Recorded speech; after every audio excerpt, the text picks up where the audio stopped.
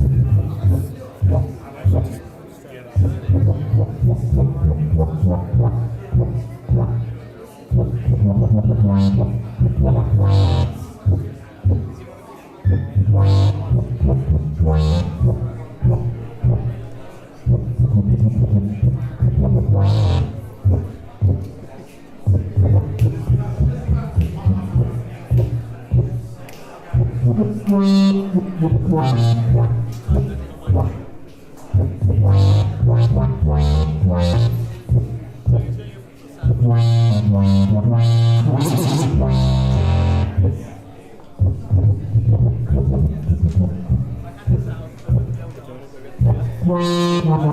Try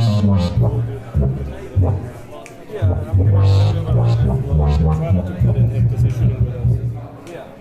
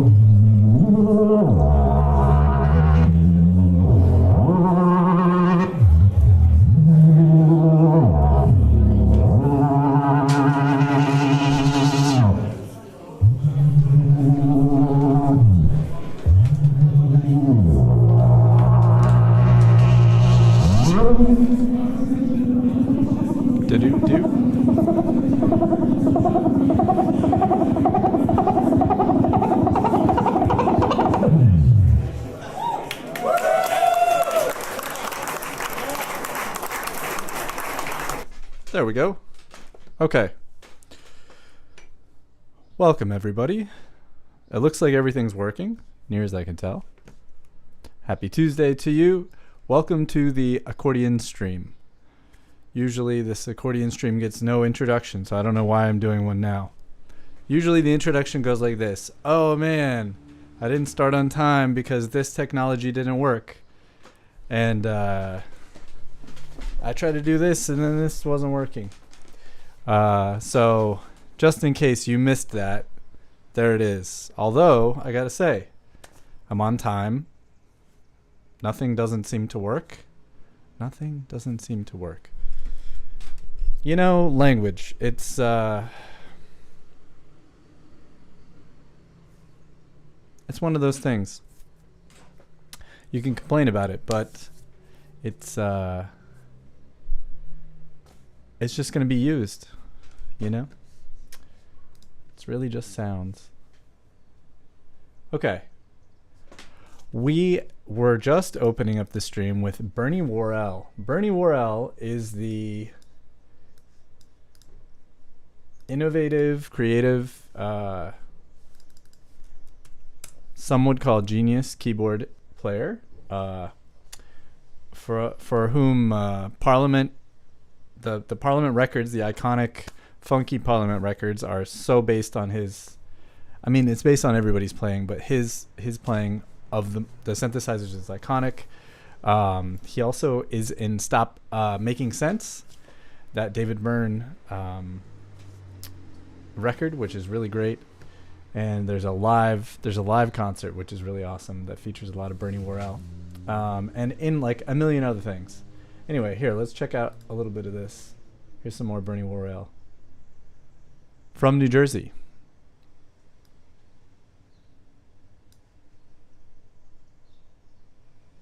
We don't hear anything yet. Let's see. Why don't I hear anything? I should. What's going on? What did I do? Now I don't hear anything. That is so weird. Because we just... Okay, wait. If I go back to the other Bernie Worrell, will we hear this? How did I... How did I break it? What did I do? Oh, that's crazy. Okay. Why? This is crazy, you guys. Okay, so now I don't know why we're not hearing it. Let's see.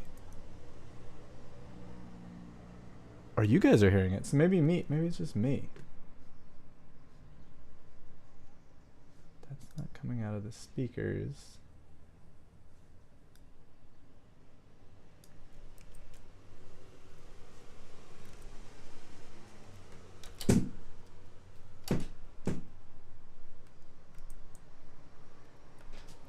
Coming out of the headphones?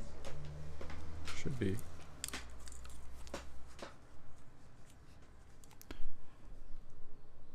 No, and you guys don't hear anything either. You just hear ambient noise. Alright, what the heck did I do? This is the weirdest thing. Ah, I see what happened. Yeah. Okay. Yeah, this sucks. Alright.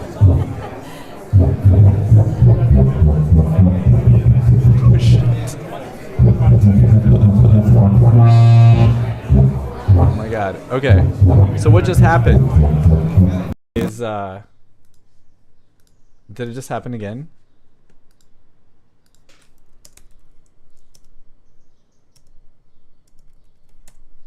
It did just happen again. Okay. Oh my god.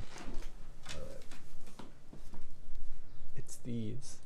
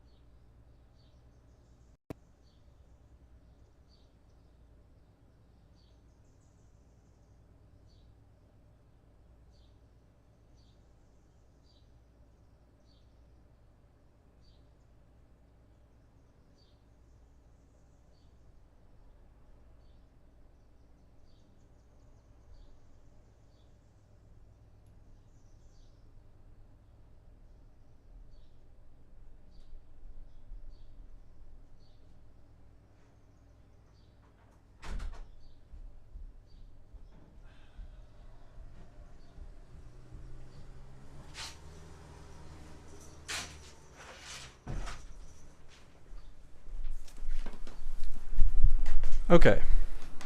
This is insane. Alright, so one more time. Back to Babyface. Okay. Wow. This is crazy. So I did not avoid the wrath of the technology gods this live stream. They just were a little bit later than they usually are. So what happened is I had everything set up. I announced on the live stream there's no problems.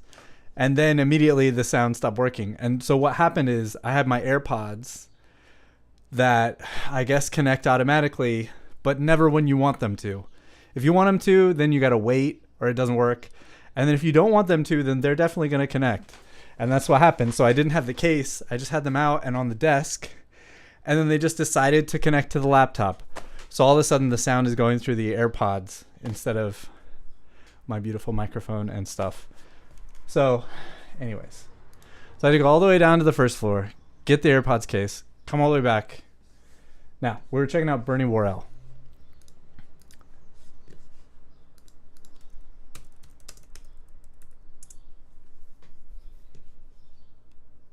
We were going to listen to...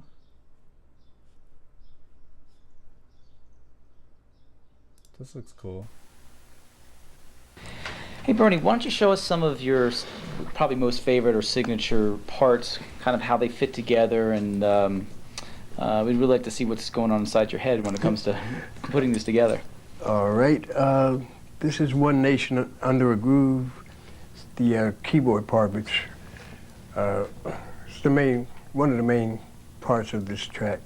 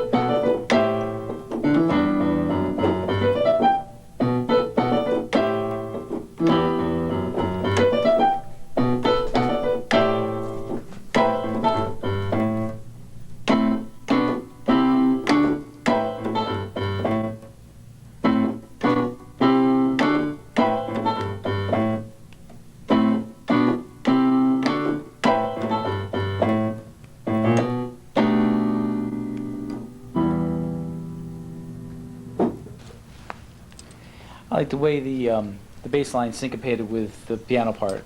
Yeah. Did you play the bass line with I the left played the hand? bass on a mini Moog, which was separated, which is basically. And what's funny is Flashlight, which is another bass line, is same rhythmic movement. Eighth notes. One Nation bass line is same movement, eighth notes, but with a pause.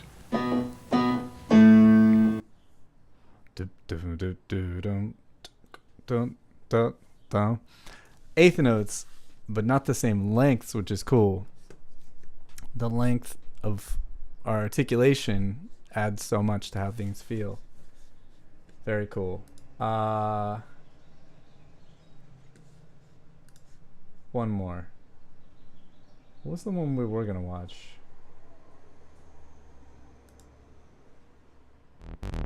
Let's check this out.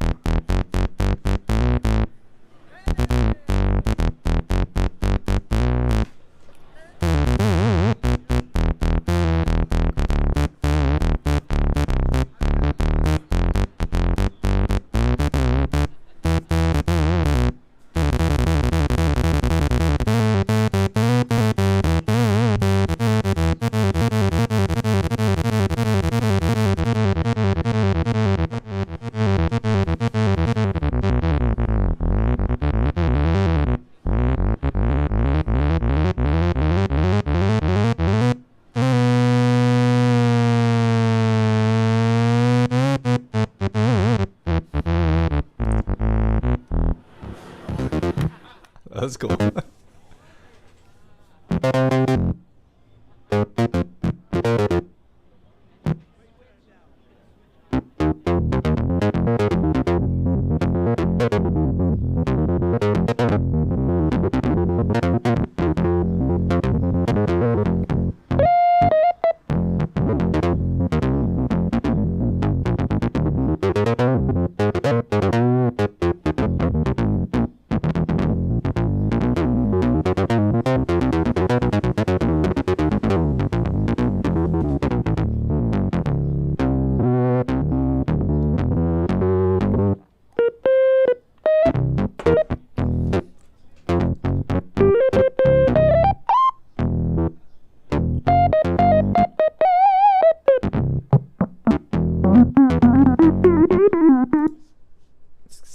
crazy. Okay, here's Stevie Wonder.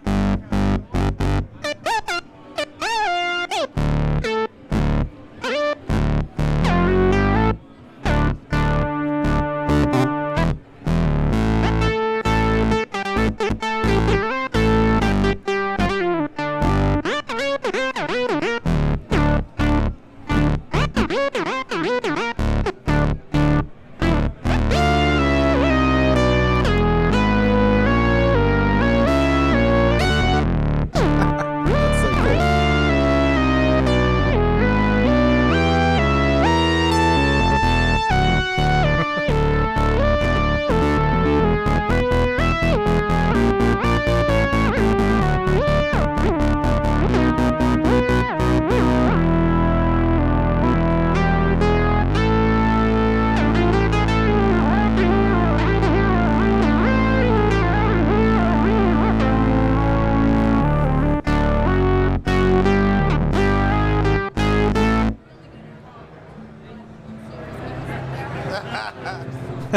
Yeah. Bernie Worrell on accordion. That'd be awesome. Okay. Well, that was really fun. So, Bernie Worrell, what a wonderful musician. Now, let's see. I have collected some things. Check this out. I have a playlist here. Playlist. And here. Ah, yeah, this is cool. So this is on Jeff Taylor's channel, which you can see. That's good. And it's, let's see, 3 accordion players playing this arrangement of Somewhere Over the Rainbow. It's quite beautiful.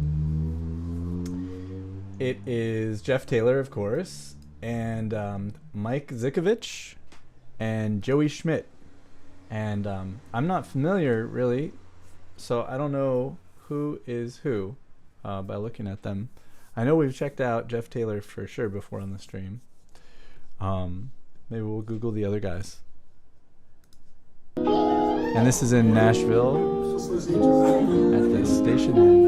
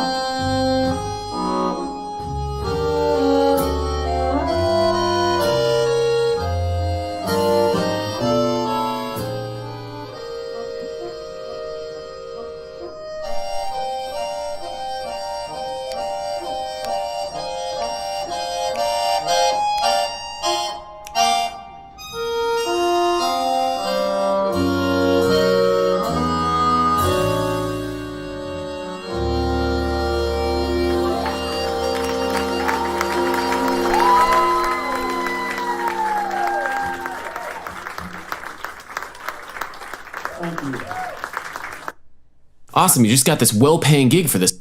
I assume that's Jeff Taylor's arrangement, but only because he posted it on his channel, and I don't know. He's sitting in the. I'm pretty sure that's him in the middle, and if he is, it seems like he's like, you know, kind of conducting a little, or helping people know what's next. That's cool. Really cool. Beautiful playing.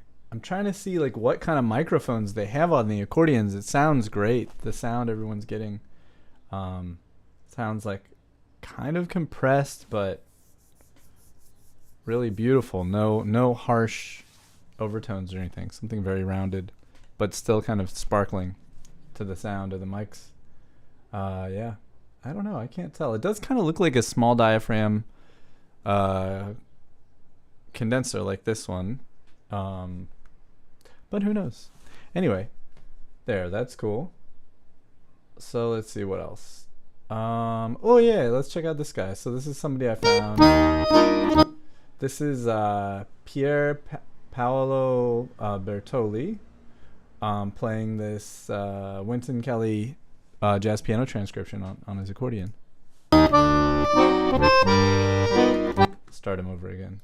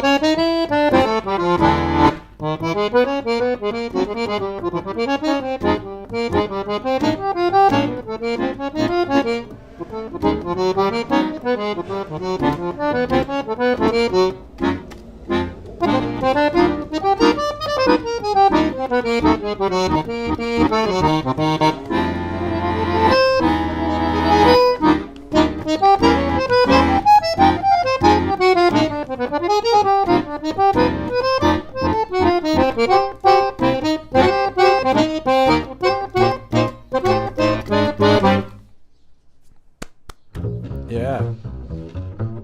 Awesome. Very awesome. I had like a thing. I changed browsers. I've been using Chrome browser for a long time. And then there was something where it didn't work. What was it? I forget. Something. I was just like, you know what? I'm going to try Firefox. So now I'm trying Firefox, but it doesn't have all the same extensions. And so I got to figure out how I get the don't automatically start playing videos. Oh, I know why.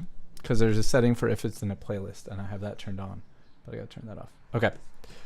All right. Now, next video. Yeah. Oh, I know. Let's check out his channel.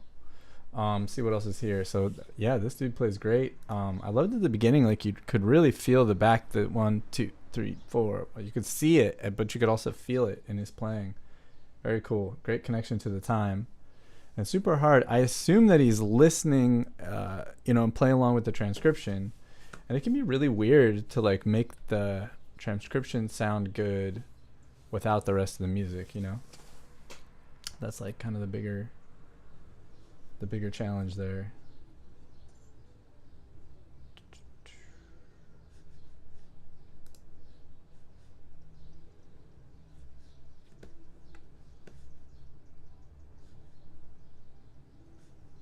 Let's see what this one is.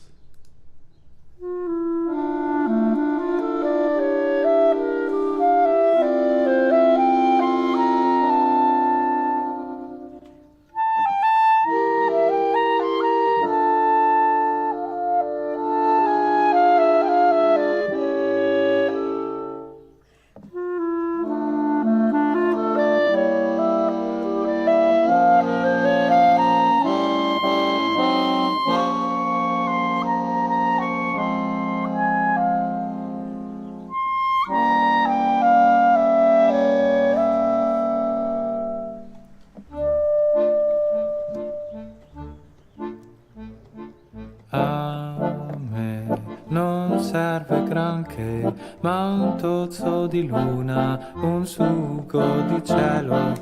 La mia fame non è che un sordo bisogno di identità.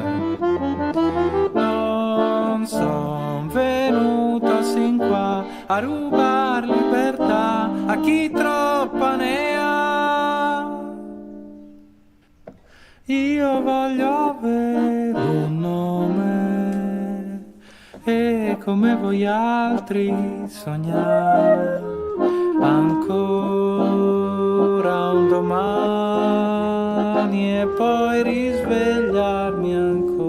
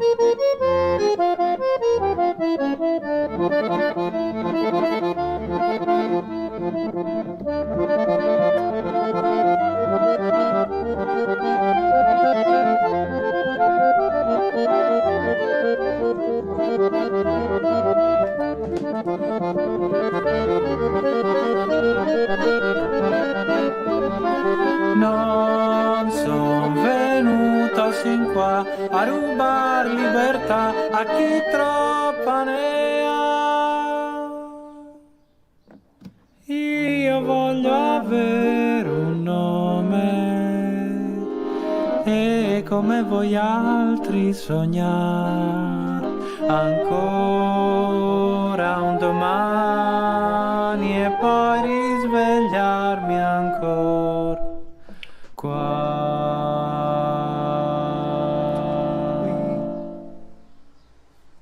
Wow. That's awesome. That is really cool. Okay, so the vocals was the accordionist as well. Man, at the beginning it's really blended so really well. I think, you know, production, there's a lot of production on it, but or some production helping, but wow. That's awesome. Okay.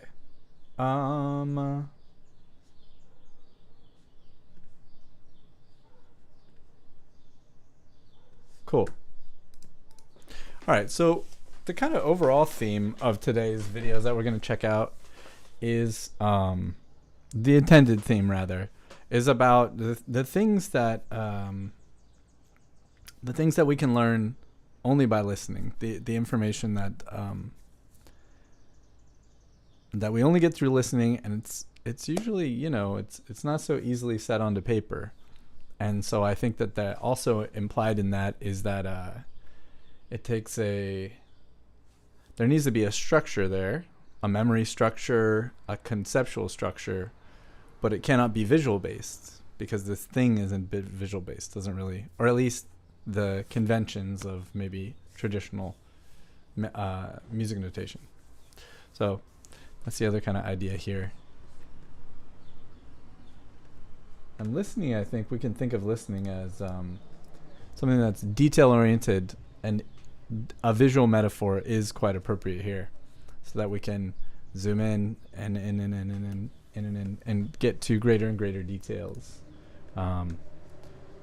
with our focus and observation. Okay, so we will check out.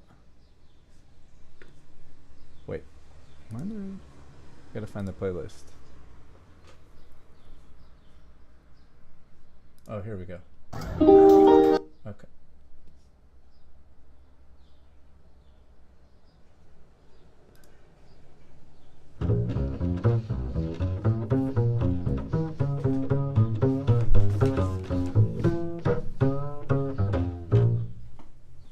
Hi, my name is Sherman Irby.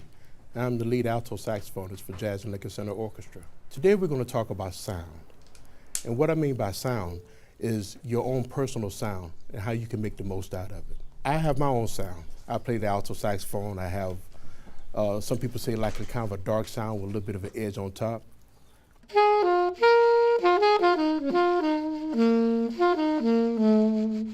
Your sound may be a little bit brighter. But one thing that we do with our sounds is that we deal with all the different aspects of music, dynamics, tone, vibrato, those kind of devices that we would use in order to make our sound the best that it can be. So this is something I can relay that I have heard many times over the years from Frank Petrilli, that Frank Petrilli picked up from Frank Morocco. And he said that Frank would always say, get your sound, listen to your sound. How do you sound? How does it sound? Which means a lot of different things. I think maybe the deep nucleus of that is like we're listening. Let's start listening, to what's going on. So let's turn on as musicians and stay there. As a kind of step zero, let's get going. And then additionally, then you're listening for if you're going through amplification, if you're playing solo in a room, whatever room that is. How are you hearing your instrument, being reflected back at you and coming from where it is, all that sort of stuff. And then I think even, more mechanical and practical is when you're playing, how does it actually sound? Listen to the sound of it, sometimes it's hard. We get stuck in like the intention of what we're trying to play. And then, the physical feeling of having pressed the buttons or moved the air or whatever, and then the actual sound of it maybe we get distance from. Okay.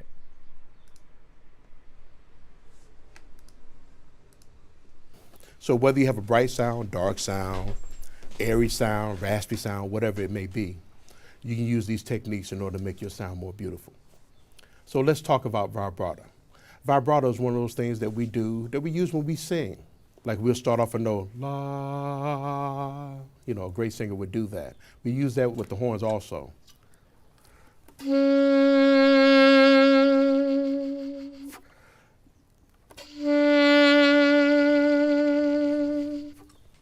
You can vary the speed of the vibrato in order to go with the sound of the song that you're playing. Like, say for instance, I'm gonna play Blood Count for you.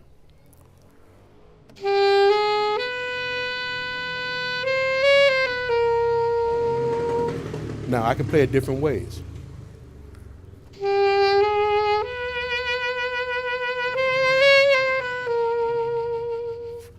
I can play it like this.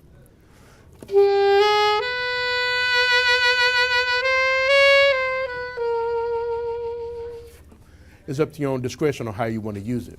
It's cool. And that will add to the quality of your sound. Now, if you notice the way I just played it, one way I just used vibrato the whole way through. Another way I used the vibrato later on after I played the note. Just to give it that sing-song quality. One person you can listen to in order to get an idea of what vibrato and how it should be used is by listening to singers. The great singer Sarah Vaughan was one of my favorites. And the way she used vibrato is how I copy mine. You start the note off and give a little vibrato to give it that vibe, so it won't sound static. But you can do it any other kind of way that you want to do it. Just, try to find your own personal way of doing it. Another thing that will help your sound is dynamics. Playing one dynamic all the time will actually not sound that good. the more variation that you have in your dynamics, the more musical your playing will be. So if I play something like this,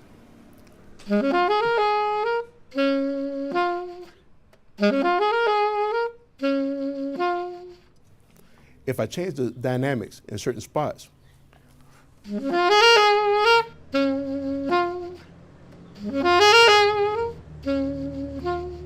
it will give the music more character. And so it will make the ear listen more because it won't be used to just one sound. Here's another example.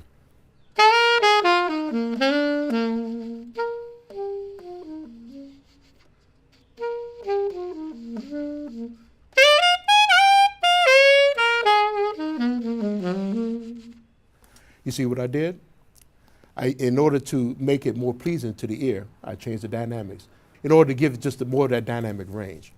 So these are just devices you can use in order to make your sound, whatever your sound is, like I said, whether bright, whether raspy, whether dark, in order to make the best out of it. Using these techniques will help you out. Thank you. Cool. Very cool. Oh yes. Okay. This reminds me. So, some plugs.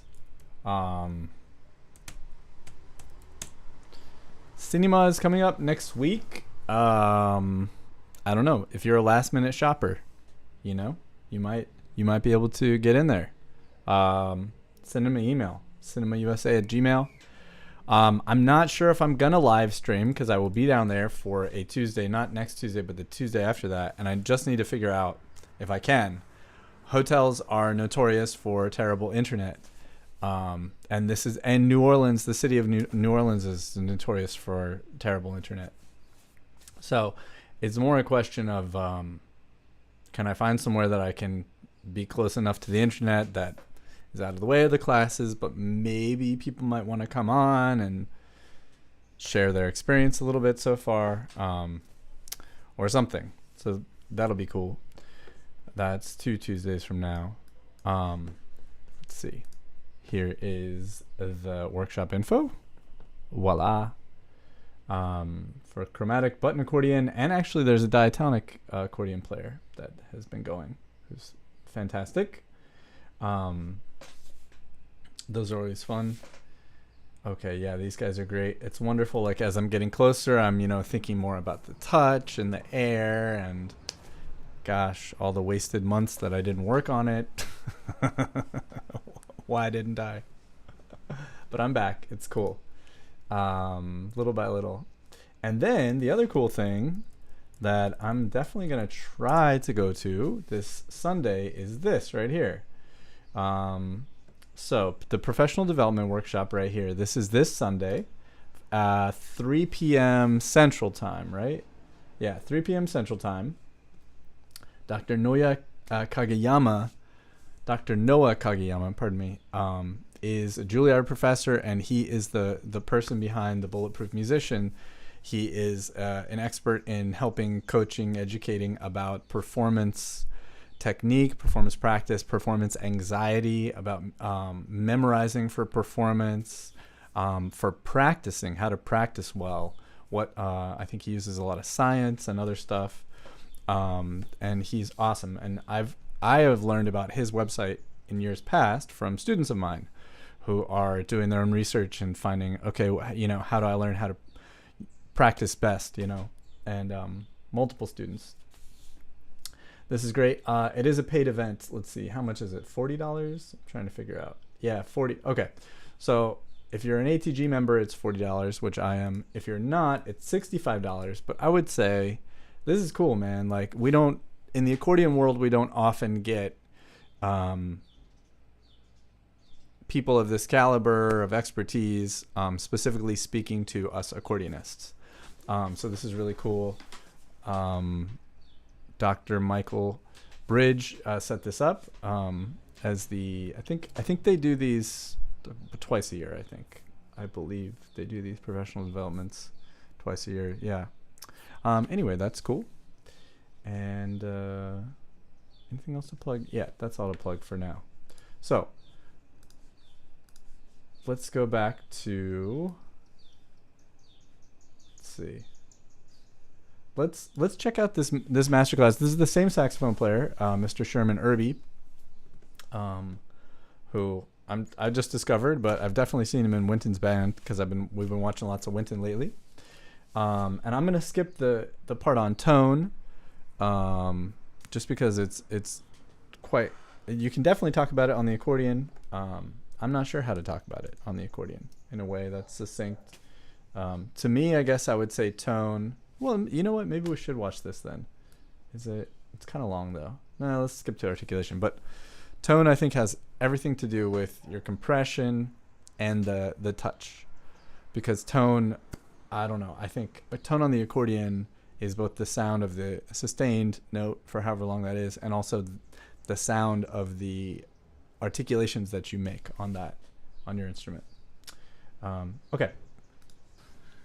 Okay. The next aspect of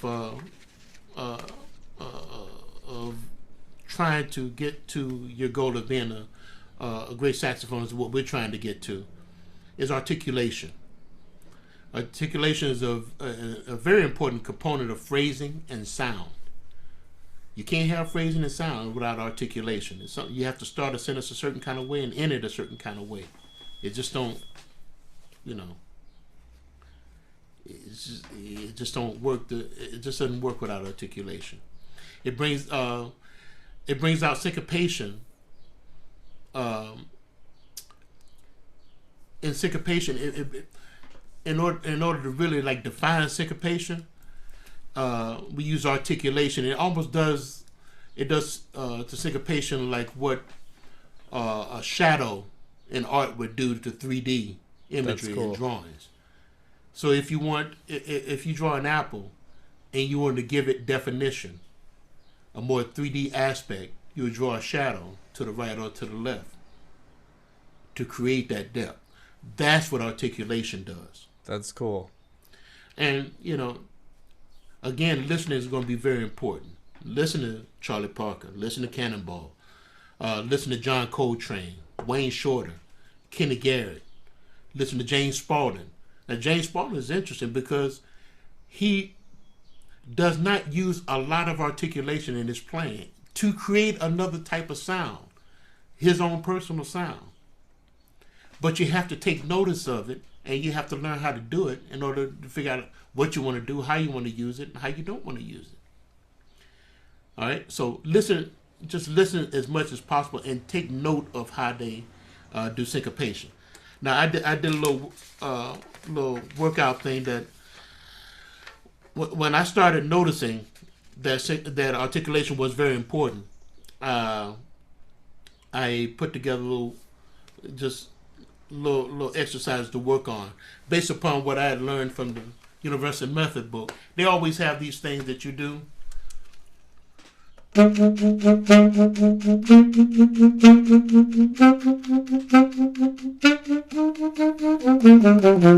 right, so you're just playing notes and you emphasize one note. Okay, let's do an F scale, and I'm going to play it straight. But then with jazz, I'm gonna have to play it small, and I'll use the different articulation. This is an accent on the downbeats.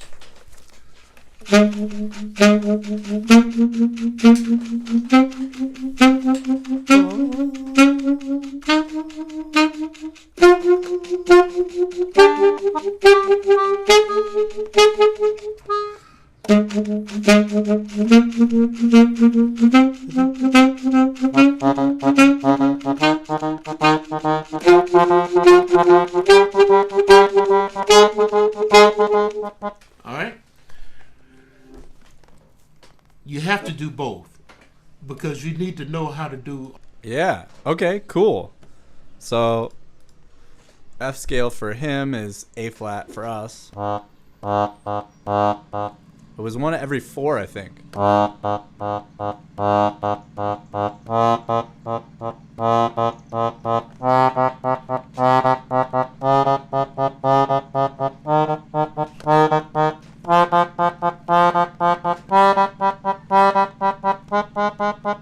Now I noticed that I'm doing, my articulation is going long, short, da, da, dit, that, long, short, short, short, long, short, short, short.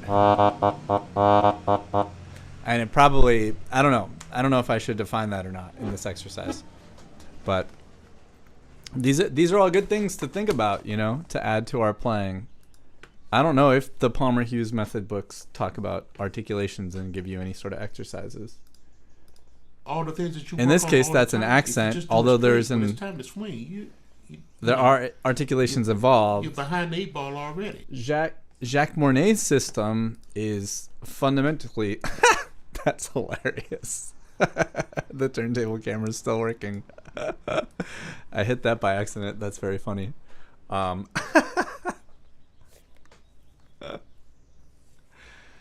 Jacques Mornay's method is all about articulations, and that's the first thing that he teaches you. Is about the articulations and the air, and the two of them.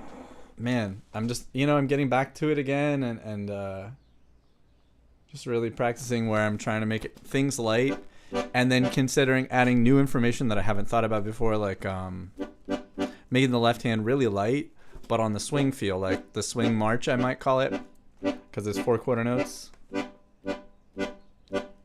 Trying to get those guys to sound good. It's not so easy.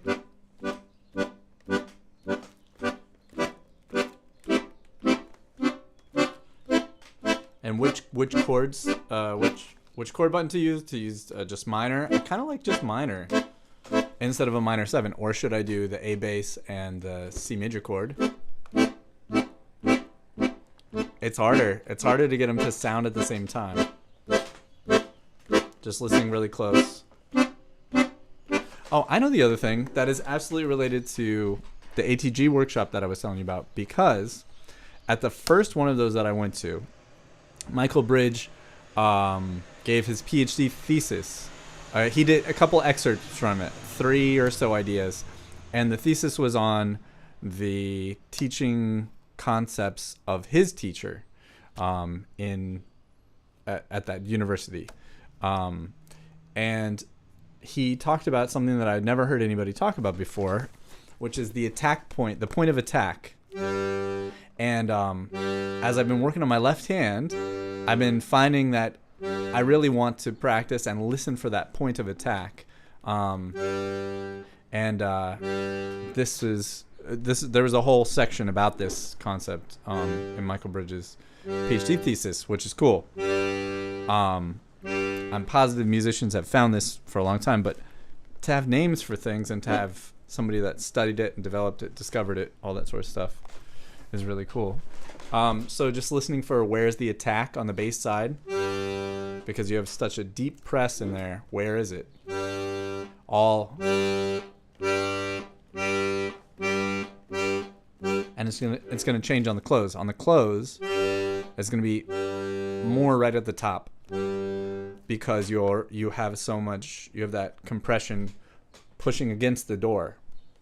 So you're barely gonna press it, and it's gonna open more than it would when you're pulling, where you're sucking and then you're creating more force to hold that door closed versus pushing to try to push it open. So yeah, it's gonna be fun to see Jacques and Natalie. It always is, but just with just a lot of marinating, really, doing nothing with it, and then coming back to it and trying to find myself in it again, which is always how I have to work. I feel super disconnected, like I feel like I'm just copying, for a long time. And then when you kind of start to go, okay, how do I approach this? I understand what it is, what I'm trying to do. How do I approach it? Then we sort of get more of an understanding there. All right. So here's another exercise. I'm going to put it on the and now. This is the and of 1. But An and of 1 and on the downbeat of 2. Downbeat of 3. So if I'm thinking of a 4/4 bar, so 1 and 2 and 3 and 4 and, so 1 and 2 and 3 and 4 and.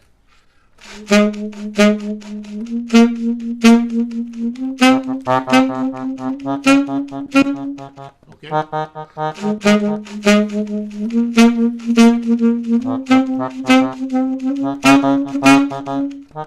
Right? The difference between swung and straight.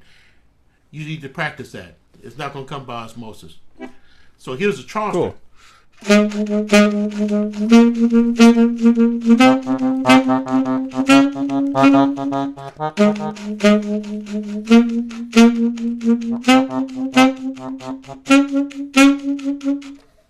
All right, so you hear the difference. That time I did swung, then straight.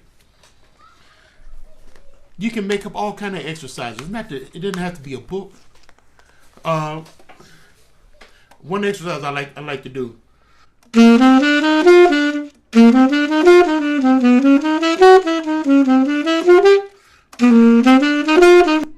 La di dum da be. Is he in?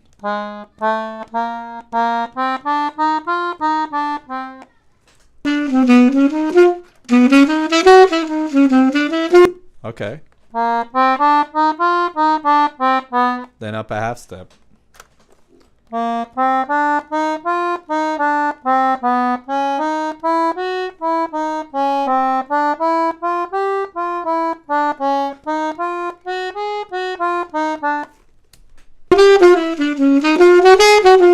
right.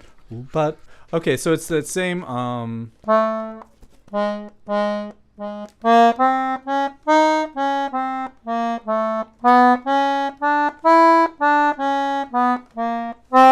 let's see.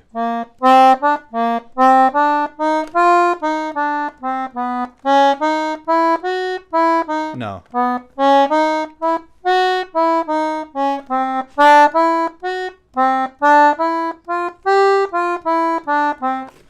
Cool. You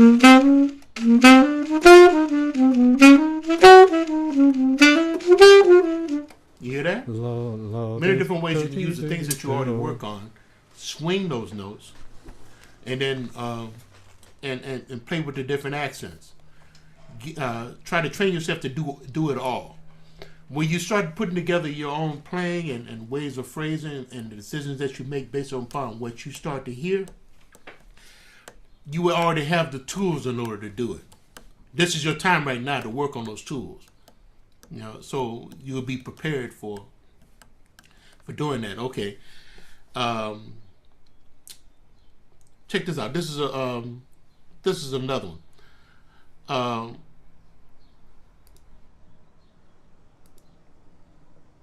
I'm just gonna skip to another subject here that seems interesting to me. So this one is on playing melodies. All right, here's the fifth thing. Playing melodies. Playing melodies is very important, of course. But, why is it? It's because the song is the most important part of a tune. If you play like a tune at a jam session or a gig, if you just go into soloing and then stop, that won't mean anything. The song is most important. That's the hook. That's what people will recognize, especially if it's a standard. So when you play a melody, you're giving great care to a melodic line. That is going to help you, because even in your soloing, that is going to help you. And this is also just make you a better musician, because the object of music is playing something that people can understand. All right? It's not to play all the theoretical things that's in your head, but to play melodies that people can understand and feel and affect their emotions. Okay? You usually begin with the melody and you end with the melody. So if you're going to do that, you make sure that the melody is recognized and understood and imparts the feeling that you want to give to the people. All right? So you take your care with it. You learn the melody. You find a song that you like from a performance that you like the recording of. Like some Miles Davis, Red Garland, or something like that. Charlie Parker, Ben Webster. I say, for instance, for me, Joe Henderson playing "If Ever I Would Leave You." That was a big tune for me. All right, he did that on "The Kicker" on Bobby Hutchinson's record. Charlie Parker playing on Don Lee, that was important.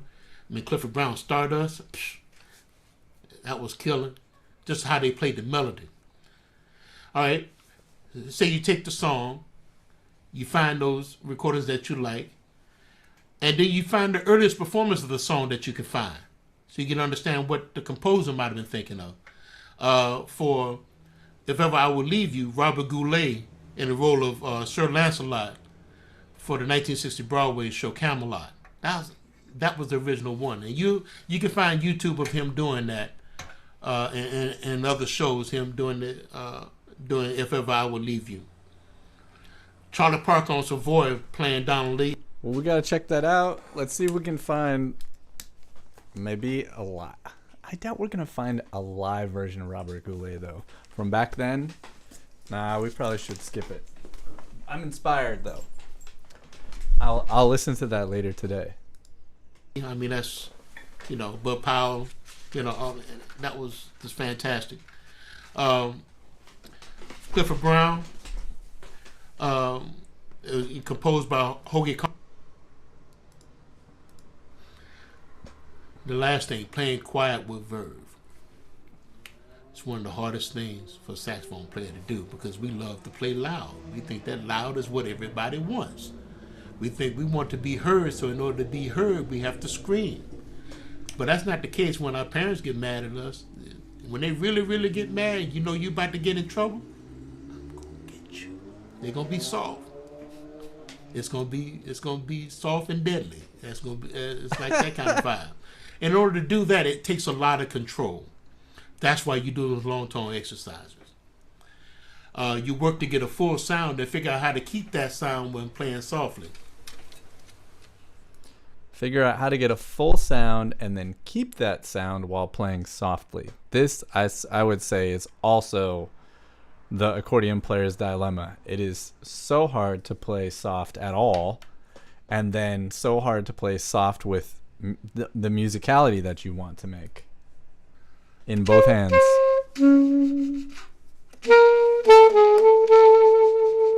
Yeah.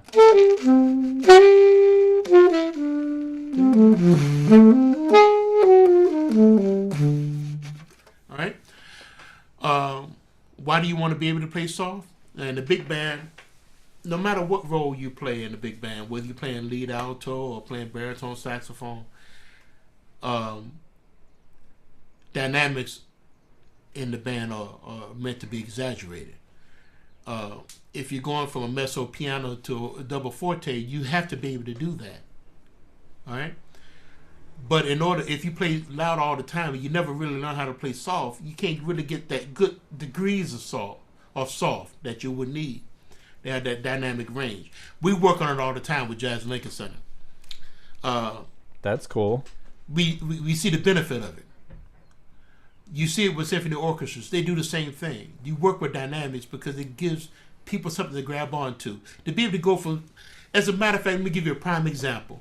When I was in college, we went to the North Sea Jazz Festival and the Montreux Festival. At the Montreux Festival, Miles Davis was playing with his electric band. That was the first time I met Kenny Garrett. And he introduced me to Miles, who ignored me, but it's okay. But I was checking out the band. I was in the audience, and they were playing electric stuff, and it was loud. I mean, it was cranking loud, right? And I was enthralled with just how everything was, and Kenny sounded great, and everybody in the band was killing, playing that style, right? Then all of a sudden, pop!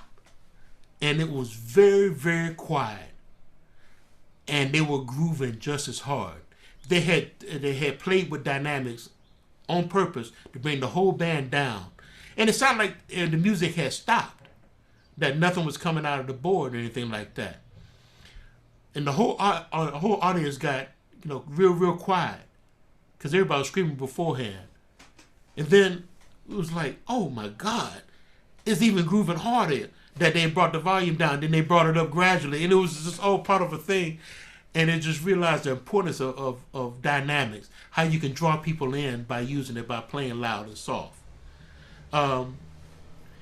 Another thing, small band use the dynamics so you can control the audience. Like if you play in a club, sometimes the clubs or restaurants or something, and people are talking, you know, they don't mean to. Yeah, right. But sometimes they're talking and they can be kind of loud. You can do things in order to take over a room by using silence and using volume to play soft. Because the softer you get, the more they just try to listen. Then they realize they're too loud talking. You can control your band that way when they get too loud, you being a saxophonist. So, the keys to playing soft.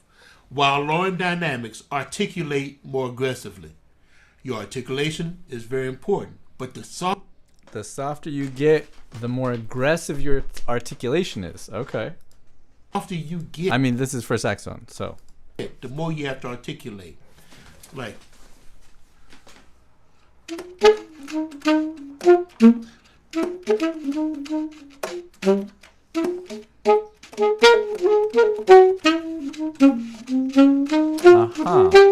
all right. So Okay. the more you articulate, the softer the volume, the more you articulate, the more people be able to hear it without you being so loud.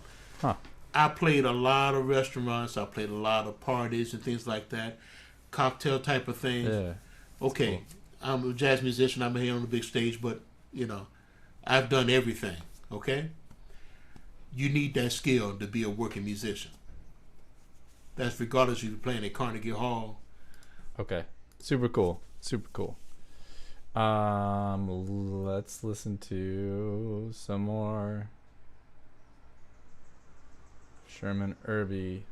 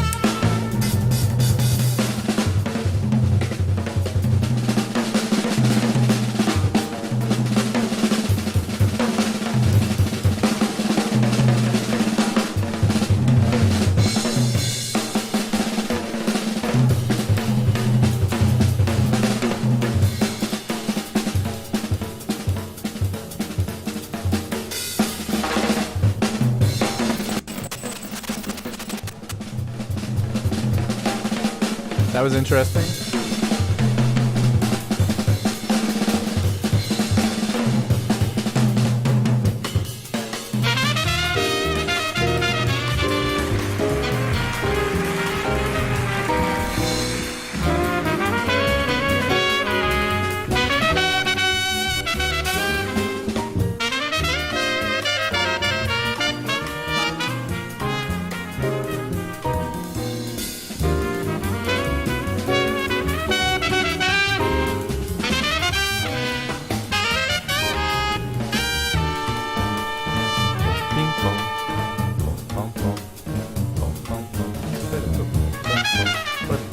It's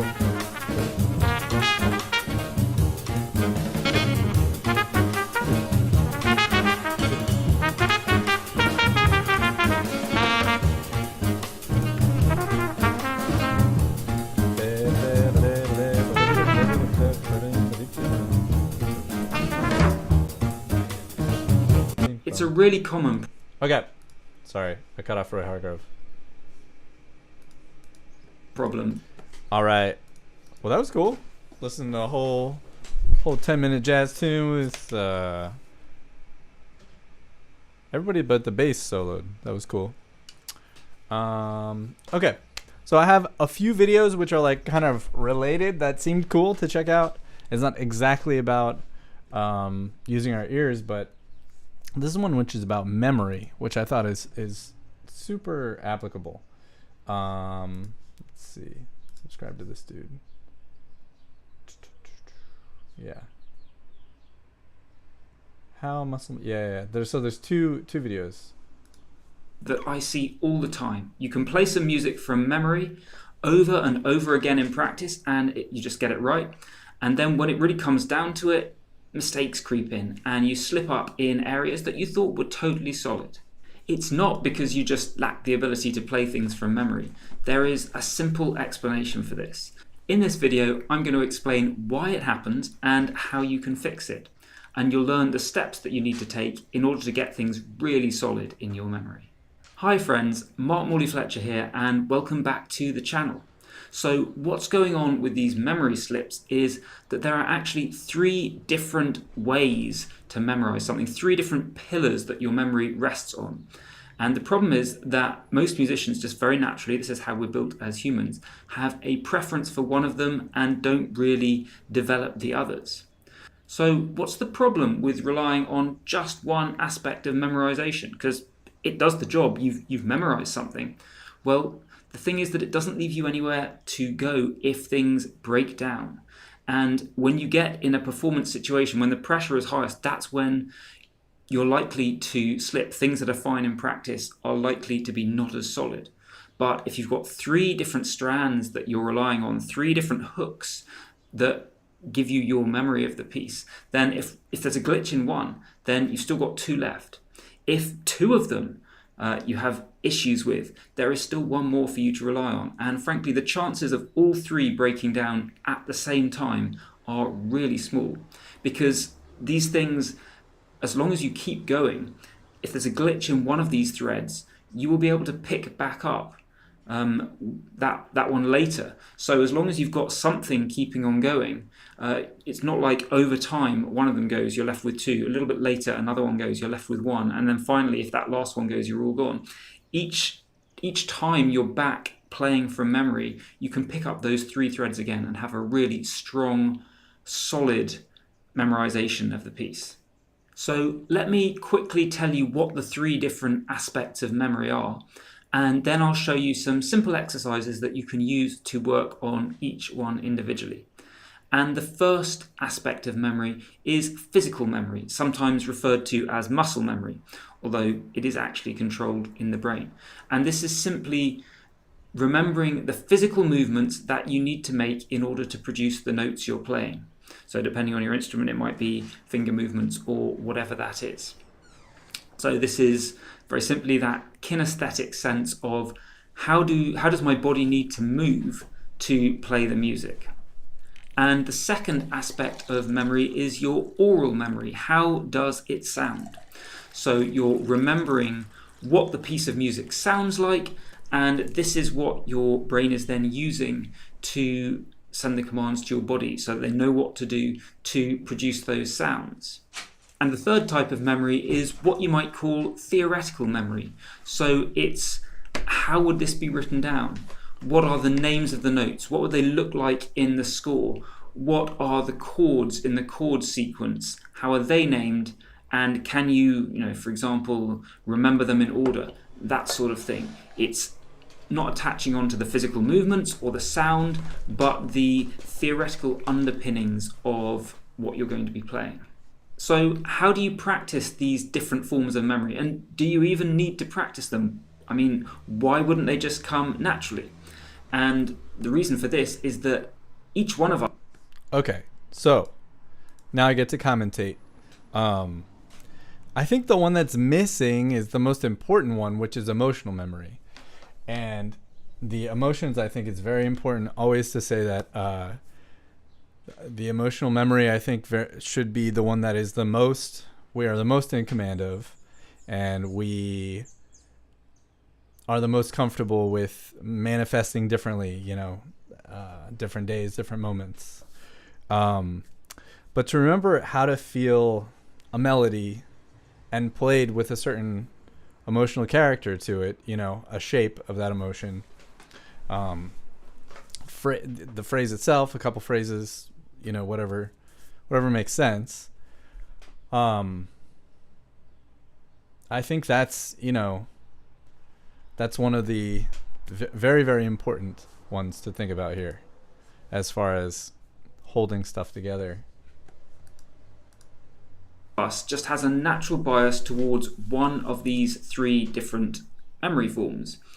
It's different for different people, so you'll have to see which yours is. But the point is, unless you deliberately practice the other two, they're not really going to get developed. You are going to rely naturally on your preferred one. That's how you're going to memorize things, and the other ones just aren't really going to get a look in. So let's look at some simple things you can do to deliberately work on the ones that you're weakest on. And so first up is your physical memory. What we're looking to do here is remove the other two memorization pillars. So that's how it sounds and the theoretical stuff. So taking the sound out of the equation, a simple thing you can do is make all the movements that you need to do to produce the sounds without actually producing the sound. So if you're playing piano, for example, you move your fingers over the keys, but you're not going to press them down. Stringed instrument, you're going to move your fingers over the strings. You're going to practice, how the hand would move a bow on a violin or whatever, but not actually produce the sound. And you have to imagine more than that, because you have to imagine the feeling. You can't just imagine, your movements. You have to imagine the feeling of the movements related to what you're doing. Like with the accordion, we have to imagine, I think, more than just putting my fingers on the buttons, but imagine the feeling, of the travel and the feeling of the tension, how fast it's going to move, how slow, how the thing's going to come up, that sensation to feel the air, as Natalie would say.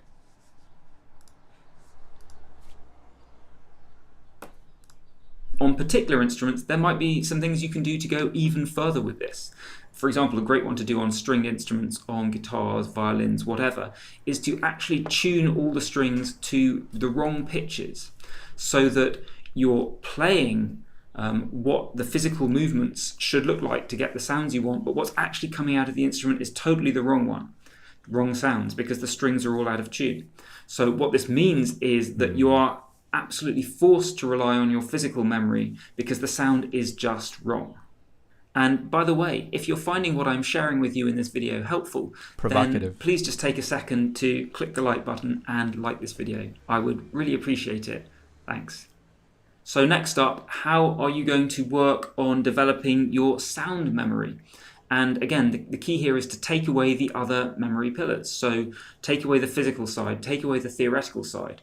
And what that leaves us with is your voice is a great one here. Can you sing the melodies? Can you sing the notes that you're going to be playing away from your instrument? Now, obviously, it doesn't work so well for singers. The voice is your instrument. But for everyone else, this is a great way to practice this. And it doesn't have to be amazing singing. You're not looking for the perfect tone or anything. Just can you get the notes right? And it will often be a really, really interesting lesson in, do you really know it? Or is what you're singing some vague approximation to what you're meant to be playing? Because what you need to be able to do is, and recording yourself is a great thing here, is to sing it. And then if you listen back and say, actually, yeah, that's exactly what I meant to do. So if you're not used to doing this, it's tough. But again, a really great way to work on a different aspect of memorizing something. And the final one we've got to work on is the theoretical side. And so, again, take away the instrument, take away the sound. Can you just name the notes you need to play? Can you name the chords? And even better, if this is the way you work, can you actually get out a piece of paper and try writing out the score, how it looks on the score, or however else you note these things down, and check back. Am I literally able to reproduce the score, reproduce the chord progression, whatever it is, away from the instrument to remind me, away from singing, the sound, or listening to remind me? And again, it's a great way of just removing the other things and leaving you with nowhere to hide. Either you know the theoretical side or you don't. So developing those 3 different strands of memorization is really important if you want to have a really... What did you guys think about this idea? Have you ever thought about that before? And broken down into those parts, and are they complete? I was at the end of the video, I was like, okay, like that idea of the emotional memory, but maybe that emotional memory could be there with at least 2 of those 3. But the one with the movements, if I'm still hearing the music in my head and moving the right way, I could be in contact, with those emotions, right? There's no reason that doesn't have to be there. And then what was the other one? The sound memory, right? I suppose it's related to the sound memory. In the chat, Bertie Wooster says, I think being able to sing the tune to recall the notes is powerful. Yeah, as do I. And not my first way of playing music. Not my first tradition either. Yeah. It's so cool. There's so much that we learn, like when we really like listen to the sound, and then we say, well, what is in that, how did the note begin? How long was it? Or take 3 or 4 notes in a row, and we really listen to one of our hero musicians, any music that we like, we listen to it. What's there? What is it doing? And it's so vital and so alive. It's doing so much, so many changes and things, so much detail is happening in that music, and that detail really is not communicated via written sheet music, only by listening and then kind of studying. Cool. Then also in the chat, Anne says, I visualize a lot without looking at the music back in my orchestra days. Very cool. Very cool. Just visualize the music. That's cool. Or I don't know what you're visualizing. Visualizing the conductor or visualizing the notes on your instrument. What are you visualizing, Anne? Tell us. Cool. It's all good to think about. So then there's another one. I have a couple more about this stuff. But I think it's important because I thought of how it's connected, which is that we have to have different kinds of memory. So when we start to learn a thing just by the sound of it, like for me at least, it's like, okay, that if I try to remember that sound via turning it into a visual memory, like sheet music, for example,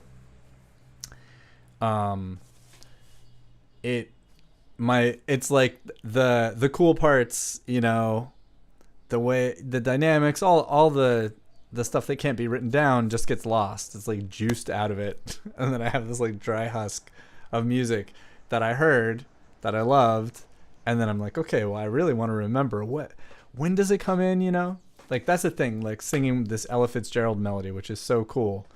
When does she come in? And she's like one of the most precise vocalists out there anyways, so I don't have anything to complain about, but just the voice phrases differently, what vocalists do and how lyrics work and stuff is a whole thing. But just that memory of like, okay, how do I put it into, I don't want to put it, it's on the end of 2, because it's not, That's not how it's kind of conceived now, because it's a sound and a sort of a movement idea.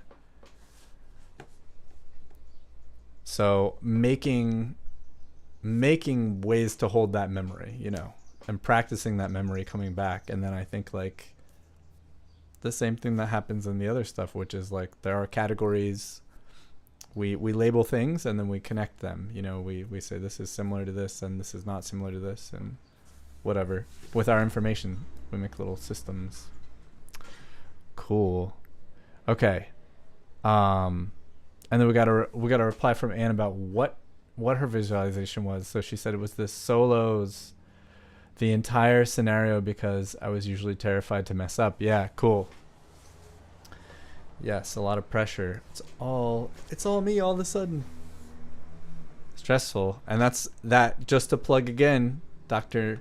Noah Kageyama over here. It's gonna be cool. I definitely want to go. We have something. That means it's 4 to 6 my time. There's a concert I'm going to that evening. So it's just like, can I do both? Probably I can. I just got to plan. Okay. So some more stuff here. Playlists.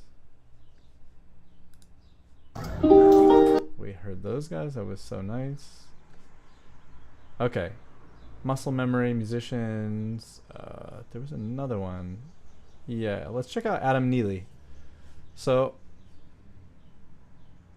oh, why is he slow motion? I have no idea what's going on. Did I hit something? Awesome, you just got this There we well-paying gig for this weekend. It's crunch time though, since you need to learn 50 songs by then. Are you ready, Adam? So ready. Let's do this. Let's learn some charts.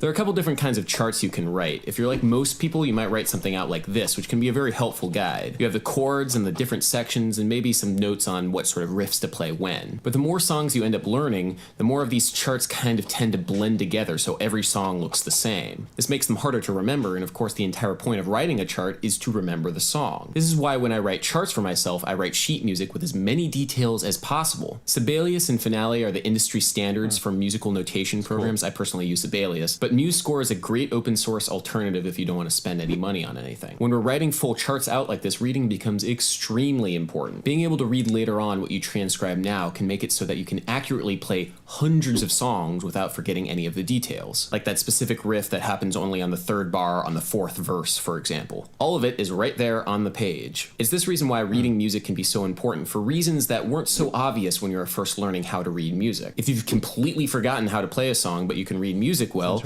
that's no problem because you have the music right in front of you that you yourself wrote down. It's in this way that written music is kind of like an extension of your musical memory, and reading music is the way that you actually access that memory. You can sort of think about like when oral literature was first being transcribed down into the written word. Great epics that previously only existed in the minds of storytellers now are accessible for anybody who could read. For spoken language, the written word greatly expanded our collective ability to remember things, and reading sheet music does the same thing for our collective ability to remember songs. Hey Adam, why write your own charts when there's tons of published music out there that you can buy? Well, Adam, for me, the big reason is I just don't trust the music that's being written in most of published sheet music. Even if they might be 99% accurate, and that's extremely generous, by the way, that's still not enough to engender complete trust in the written sheet music. Instilling that trust is absolutely essential to feel confident in what you're playing. I trust my own ear and my ability to write down bass lines, chords, and riffs more than anybody else. I also like to lay out my charts in a very specific way that no publisher does. Here are a few tips for laying out your charts. 1.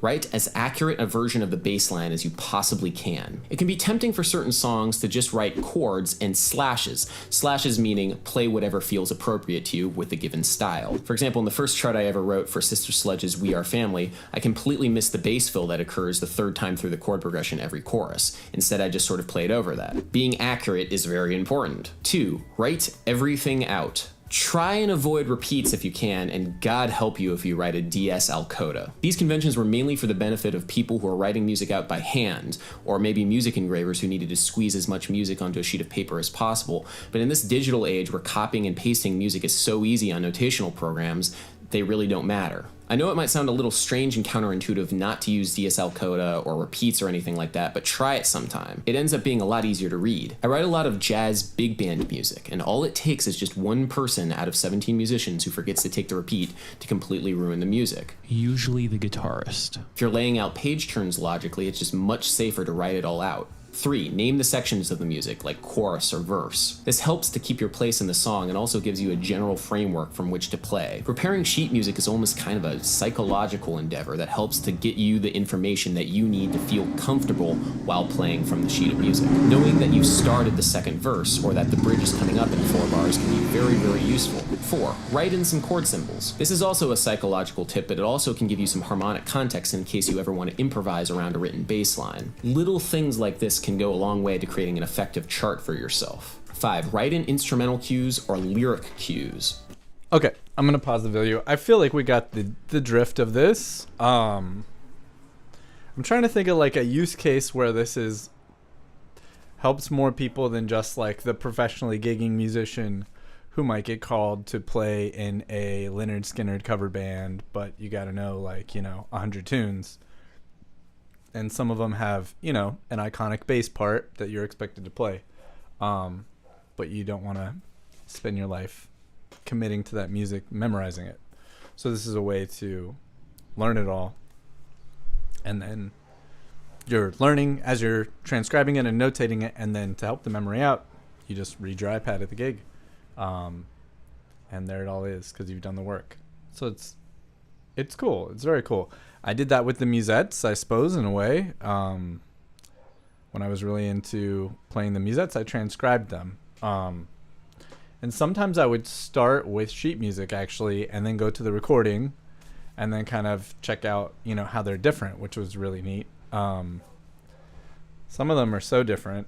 And they're certainly played differently today. I feel like there's this energy of the accordion school.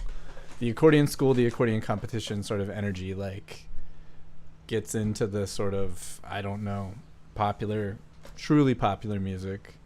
Maybe. I don't know. But they start getting straightened out, instead of swung. Like, man, in difference, the original recording swings. It's it's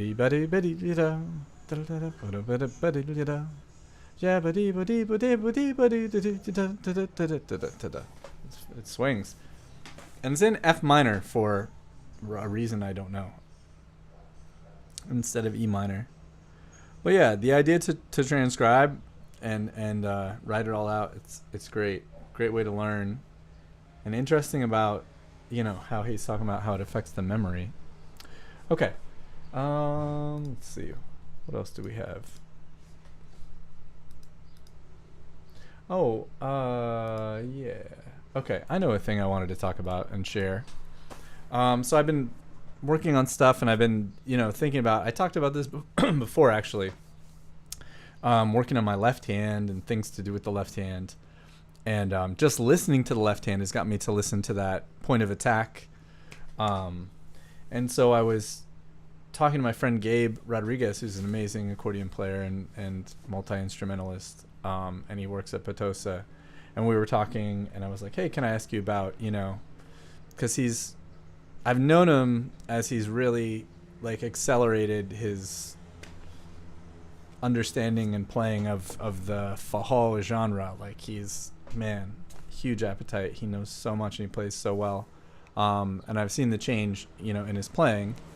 And the Fajol left hand is, he's told me that it's, very often the players are playing a shoro, like a double time shoro left hand, which is very fast and pretty precise, and then doing cool stuff over it.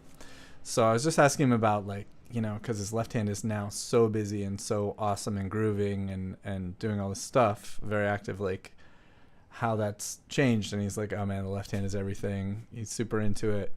And I said, well, okay, on your path, like, you know, is there anything that you've discovered or that you'd share for me, you know, as a piece of advice, just because I'm sort of like just going like, time to work on the Stradella left hand again. And he said, yeah, like play and keep the left hand as the leader. Make the left hand lead. So for me, and I've been doing that, it's been very, very cool. For me, what that means is really, really like I'm always listening to both sides, but like there is sort of like a concept of like who is, you know, the leading thing. So putting the leading thing over to the left hand, and then that brings that sort of the left hand, it brings it to the pocket somehow. I'm trying to think like how that happens, and then trying to make my right hand sync up with my left hand, which is really cool. And that is definitely like leading with the left hand when you're thinking of how is my right hand going to sync up with my left hand, not how is my left hand going to sync up with my right hand. And also a thing that I have been doing, which is feeling like a middle thing, like, okay, in between the right and the left hands is this pulse that I'm going to try to put both of these into. And that's something, this concept is different. It's absolutely parallel with this idea. It's just, okay, cool, like putting it in these different spots. And that's been really cool. And I feel like Gabe told me that like a moment after, a day or two after I found this video with Taylor Eigsty. I don't know if I'll be able to find it again.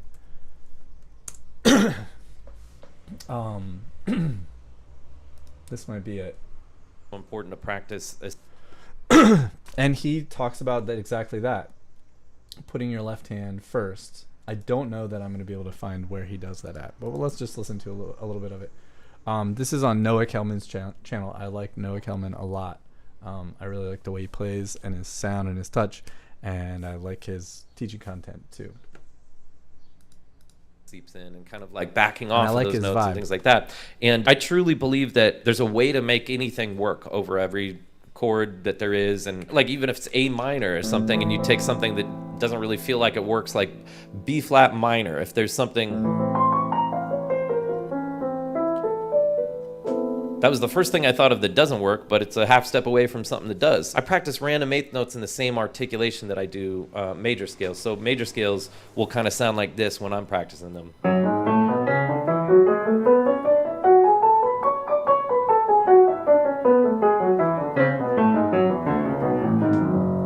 I'm bumping into stuff on my table here, but practicing with accents, it's I like to practice in the way that I'm going to play. There was a football coach that coached the 49ers in the 80s. He was really successful, Bill Walsh, and in some of his coaching methods, most of all. This is advice I often give about exercises, always, especially when I'm working with somebody new, or all the time. I'd like to do, I'm thinking about my practice. I want to do some exercises. It's like, okay, think about what technique you're trying to build with this exercise. And is that technique in the music that you are playing and intend to play? That's what the style that is in the exercise should match the style that is in the music that you play. And yes, there should be style in your exercise. Otherwise, you're practicing playing without style, which is not what we want at all. So my life I take from just like. So you can take a major scale and you can make it, work, feel like how it's supposed to feel. Like we checked out the saxophone player, Erwin, and we're checking out Taylor now. Football metaphors. And they're saying the same thing. They're taking basic information, the major scale, for example, but it's not just the major scale. Why? Because it's got these accents to make definition on it. It has style.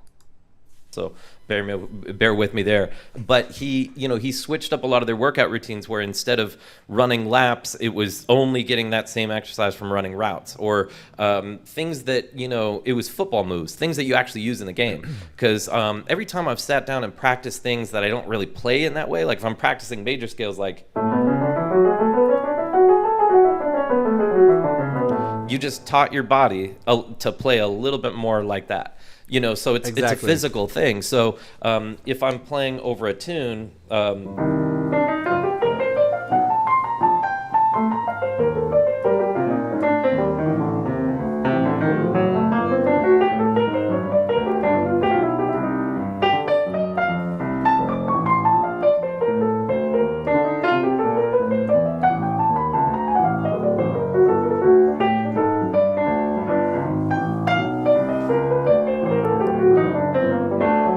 with no accents, you know,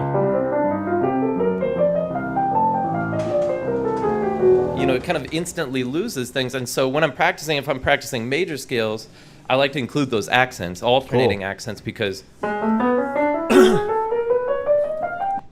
This is really great for me to watch again because I did listen to this, like, I don't know, probably a couple weeks ago, but not the whole thing. And I was like, I think I wasn't watching it. I think I was just listening to it as I was doing something else. But so, because Jacques has a way, Jacques Mornay has jazz phrasing, phrasy jazz, and when I see him, in a couple weeks, I really want to try to have something that we can get into that. Although it's tough, it's just he has to hit me over the head with it over and over again. But one of the concepts is like on an upbeat, you create the pressure, and you can create it by moving your bellows forward. Now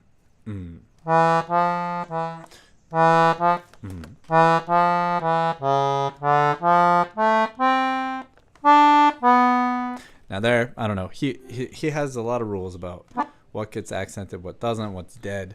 But the one that I know is the upbeat one, syncope.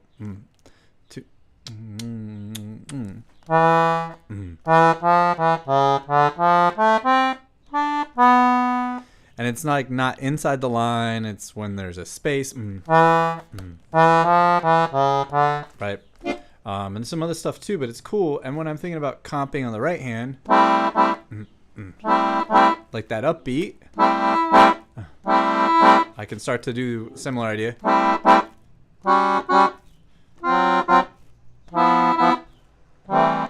Right? And that really helps it. It gives it some motion. If I played it, it's kind of flat.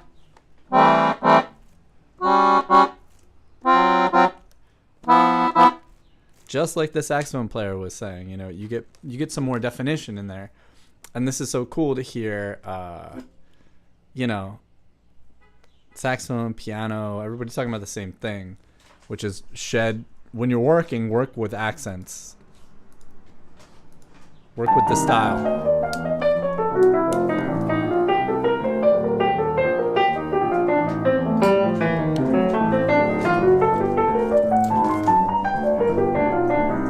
If I'm playing something like that, it's going to have those accents in. Usually maybe not that I'm deliberately exaggerating them a little bit right now, but when the tempo gets faster and you're playing faster things, you want to make sure that your emphasis and your drive and kind of like the momentum and what the wave that you're riding is on the right side of the beat and feels good, The emphasis on the right syllable, of course. Exactly. So when I'm practicing random eighth notes, what the entire intent is not to get anyone to play more randomly. It's just to be able to embrace when things are unknown, when it's random input, because a mistake is random input.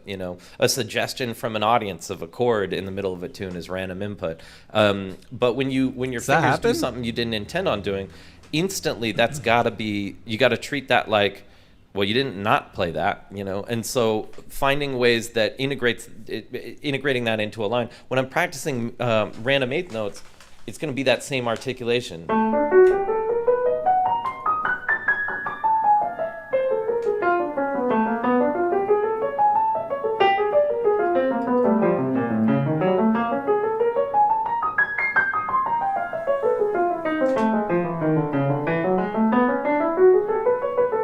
So with that same articulation, when there's things where tune comes up, like, I overused Autumn Leaves like left and right with little examples. But, if I'm playing and there's like, a chord that doesn't fit in Autumn Leaves, theoretically, like E7 or something, let's say. So if I'm playing a line, here's E7. Here's A flat minor.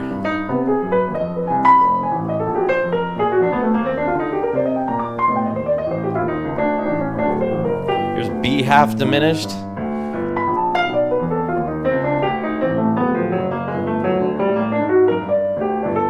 E flat half diminished.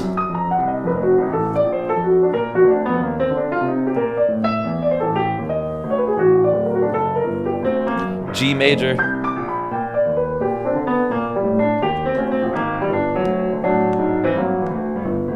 And in anything I was playing, I wouldn't have played unless those things. Sometimes that's easier to do when it's not my own brain trying to think of a random eighth notes. It's such a cool idea. Yeah, these are fun videos talking about practicing. Let's see. What else? I don't know. Let's listen to some music now. Let's check out my subscriptions and see who's putting stuff out. Okay, latest. Why is it so large? I don't know. Okay. So, oh yeah. Got that. Got these. Here, cool.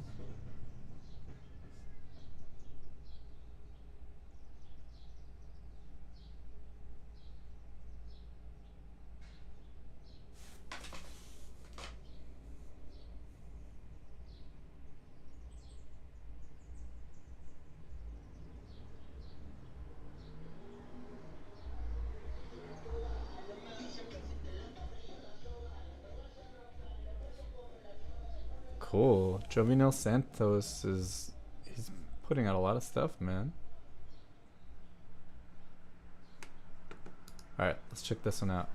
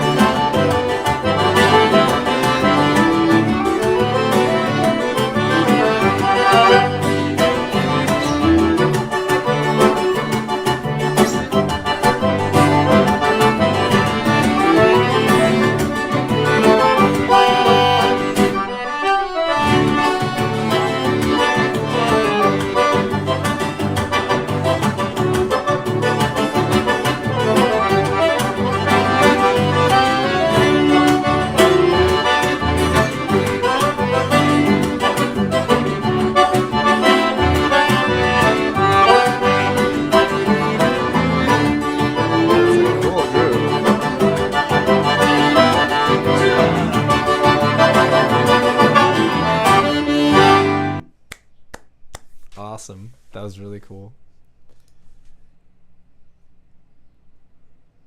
I feel like there was a bass player in there that we didn't see, but it could have been the guitar. Oh, nice. Let's check this out.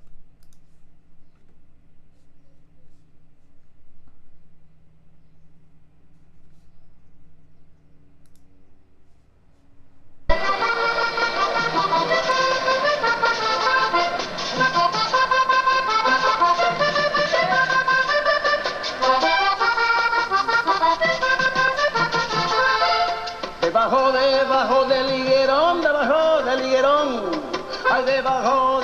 del higuerón, a donde solo te esperaba. Allí me diste tu amor, yo también mi amor te daba. Allí me diste tu amor, yo también mi amor te daba. Llora, llora corazón, dale un consuelo a mi alma. Debajo del higuerón, donde el negro te esperaba. No busques negra. Un acordeonero, un cualquiera, no tenía por lo menos ningún valor. Era un músico de la calle. Yo no tenía por lo menos formación de nada, ni reconocimientos, sino un cualquiera. Tan bonito vemos cinco, esto sí que de la historia. Tan bonito vemos cinco, Esto sí que de la historia, ahí riendo la corona, hay reyes de vitalicio. Oiga, ahí luciendo la corona como reyes vitalicios.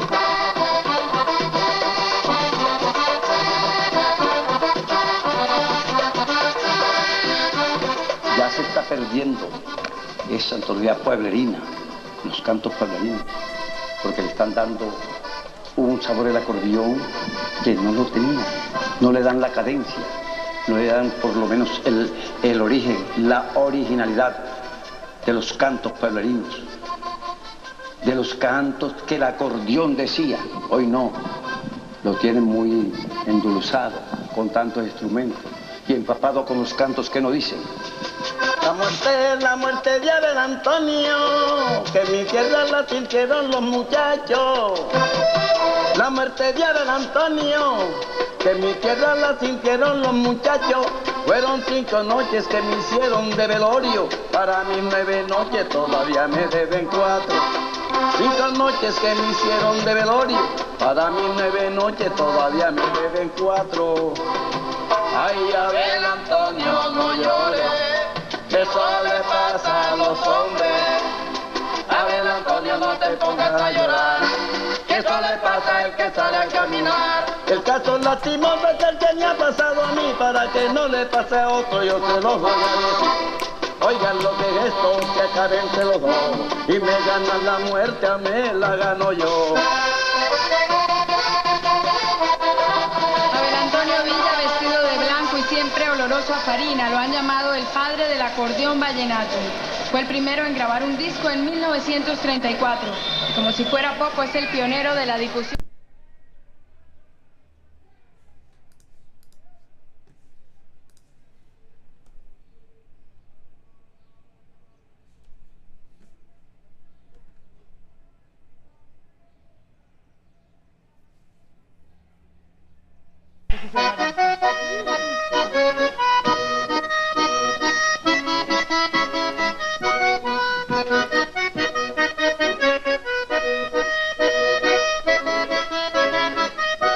Ay, como Dios en la tierra no tiene amigo, como no tiene amigo anda en el aire.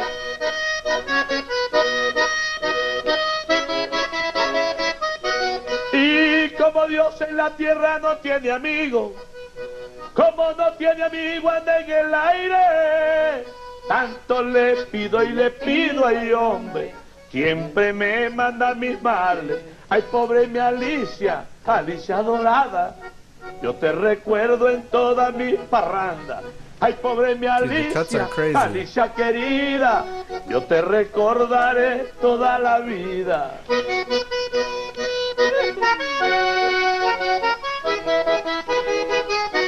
Ay, se murió mi compañera, qué tristeza.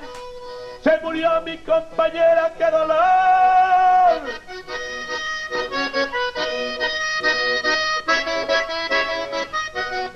Se murió mi compañera, qué tristeza. Se murió mi compañera, qué dolor. Y solamente a Valencia, ay hombre, el guayabo le dejó. Ay, pobre mi Alicia, Alicia dorada, yo te recuerdo en todas mis parrandas. Ay, pobre mi Alicia, Alicia querida, yo te recordaré toda la vida. Divina.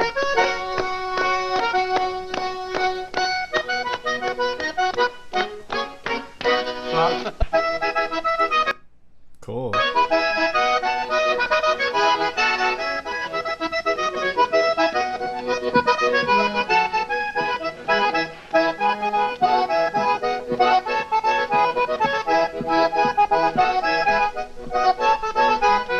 Ay, morenita de ojos claros, me vas a causar la muerte. Morenita de ojos claros, me vas a causar la muerte. Porque tú me estás matando con tu bonito copete. Porque tú me estás matando con tu bonito copete. Oye, morenita, así es que me gusta verte. Ahí con la boca pintadita y ese bonito copete. Con tu boca pintadita y ese bonito copete. No, no se sabía. Yo Cool.